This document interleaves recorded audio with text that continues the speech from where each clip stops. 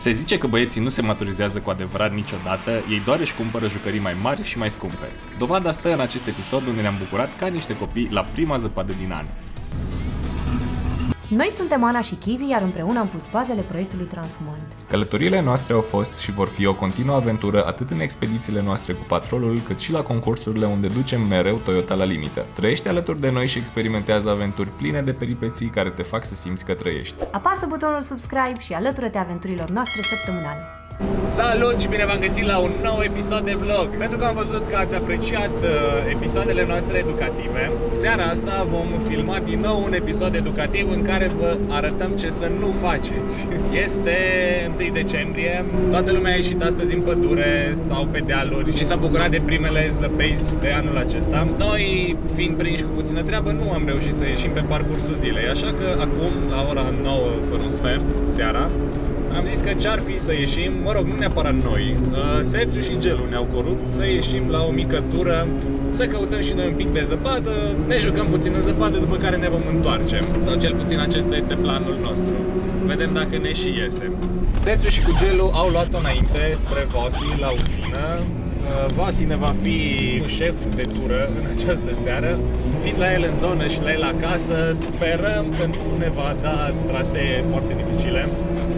Mă bazez pe faptul că Gelu va veni cu autobuzul, deci sper că pe unde poate Gelu cu autobuzul putem și noi cu Toyota. Înainte de a începe, dorim să mulțumim sponsorului nostru DMSAutopatrol4.ro, care ne susține cu piese și accesorii de off-road și overlanding.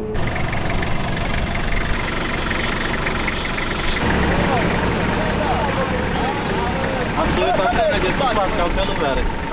Dar cât ai? 2! Aparent pentru Sergiu deja a început distracția. S-a rupt cardanul de la platformă încă pe drum încoace. Speră că nu mai rupe unul, că rupe pe al doilea la patrol.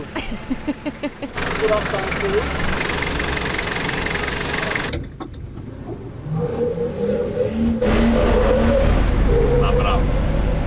Și zice că nu-l țin aligatoarele.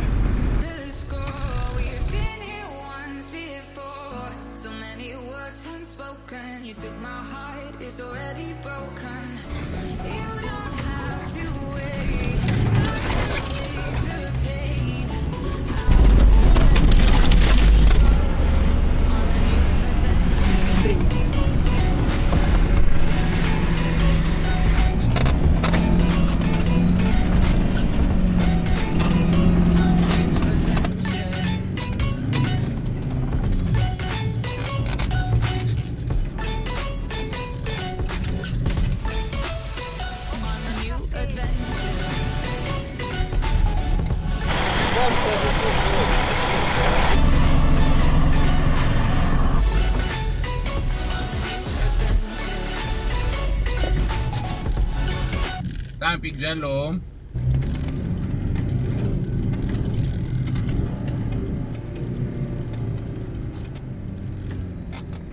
Gata, te poți da în spate.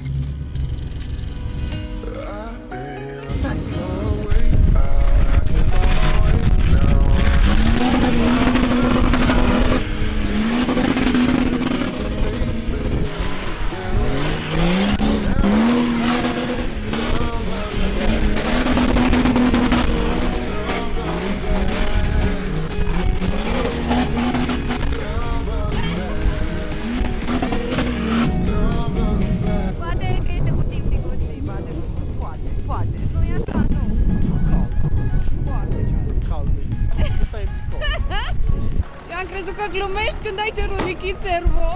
Nu, dar de-aia mi-a furat și volanul tot ce puțin, că rămân fără ser. Da, ajunge 300 grame.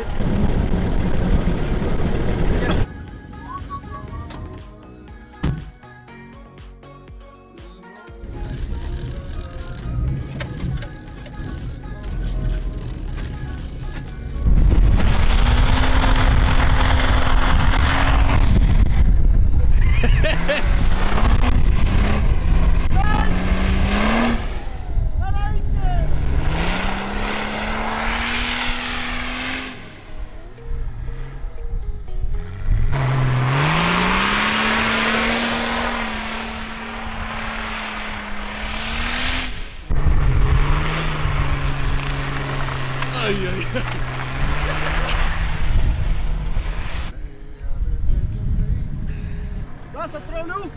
E jos pe mașina asta, uite!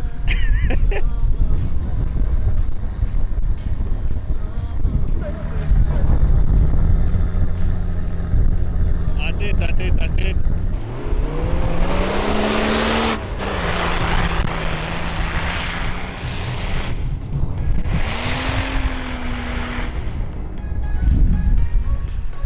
A început într-un final și distracția, pe lângă că e cancer de frig. Zăpada are aproximativ 1 metru, iar noi îl folosim pe Vossi ca să spargă zăpada.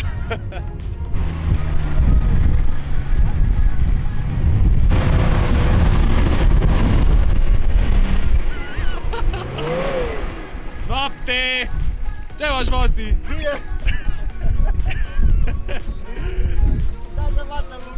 Ia ce albă e afară!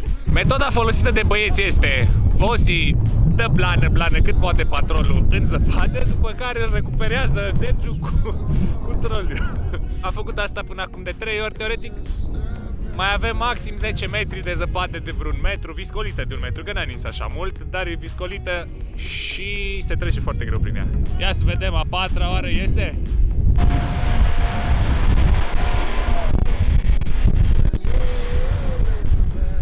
Nici a 4-a oară n-a fost cu succes. Încercăm a 5-a oară.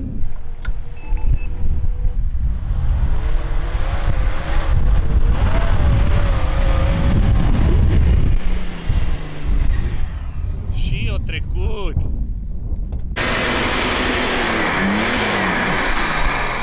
Sergio a încercat să ne arate că francezul poate și fără urmele altora.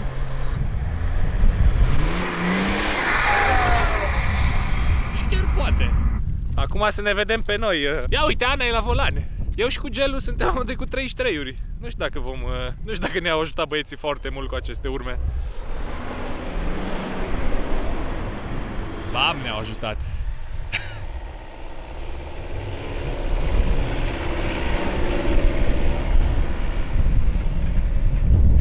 Bine, bă, ce ușor trece Ana. Vai viață ce e aici! Băieți, a schimbat ordinea, a trecut Sergiu la spart zăpada. Doar că aici deja are zăpada vreun 1,5 metru. Sparte! Piac! Ia-l-ai!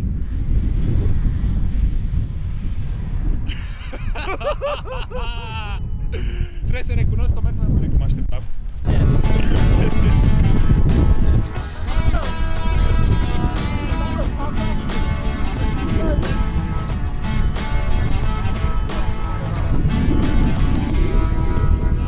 Cel puțin pe varianta asta am declarat abandon. Următorii minim vreo 100-200 de metri. Sunt acoperiți cu zăpadă de 1,5 metru.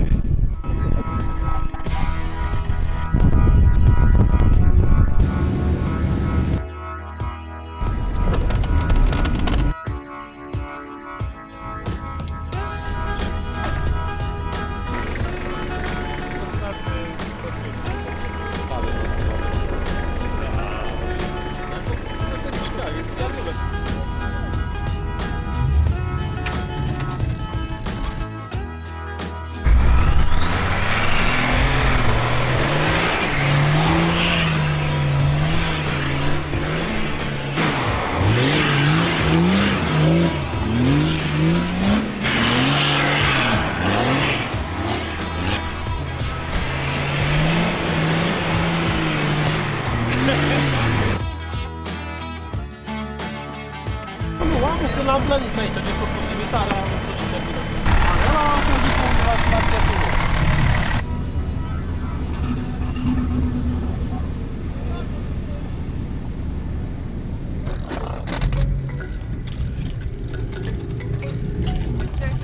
Să rămân în spate.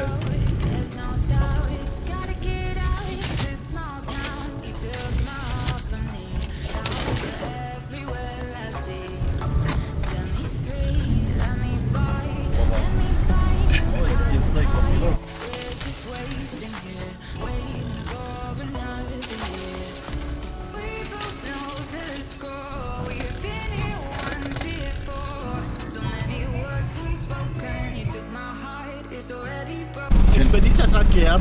4 ore jumătate mai târziu, o oră dus, o oră întors. Noapte bună. Noapte bună. Pa, pa! Și am ajuns și la finalul acestui scurt episod. 6 ore mai târziu. 6 ore mai târziu, este 2:30, aproape 3 dimineața. Sper că au ajuns și ceilalți băieți întregi acasă. Ce am avut de învățat din acest episod? Primul rând, nu plecați niciodată la off-road la 8 seara. 8-9 seara. Nu plecați mai ales dacă nu știți traseul și nu știți cum s-a schimbat traseul, chiar dacă credeți voi că îl cunoașteți, doar că dacă între timp a nins, ar putea să fie un pic mai dificil decât vi-l amintiți. Asta ar fi contraexemple, adică exact ce...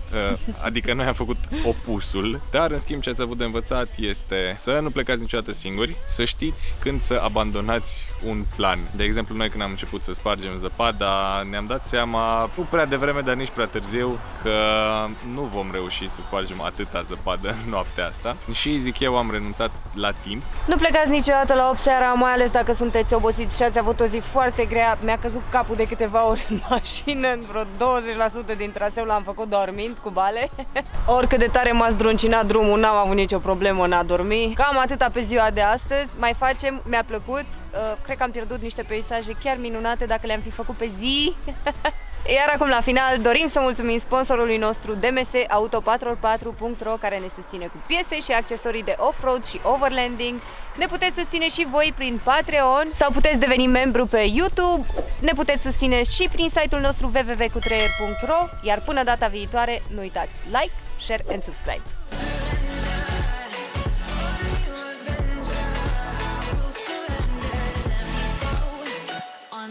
Adventure.